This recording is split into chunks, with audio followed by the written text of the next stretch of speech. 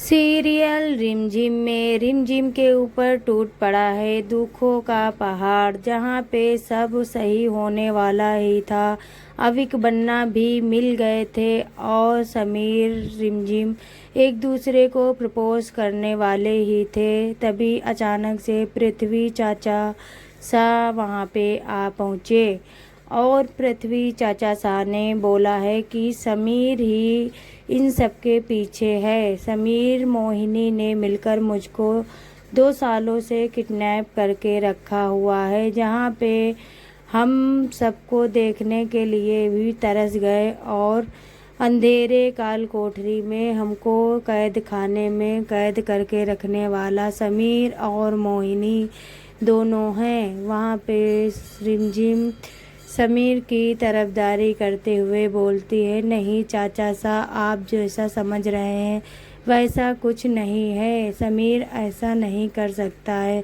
समीर देखने में चाहे जितना ही घमंडी और कुछ हो, लेकिन अंदर से वो बहुत ही अच्छा है। उसने मेरा बहुत ही ख्याल रखा हुआ है। चाचा सा ने बोला, नहीं रिमझिम, तुम अभी बच्ची हो।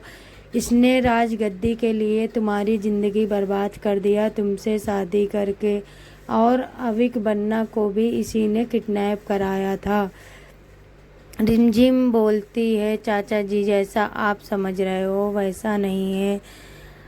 समीर ने इतने सारे आरोप अपने ऊपर और बुआ जी के ऊपर लगते देखकर उसने बहुत ही दुखी हो मन से बोला है कि अगले 24 घंटों में मैं असली मुजरिम को आपके सामने लेकर आऊँगा, तभी मैं महल में वापस आऊँगा।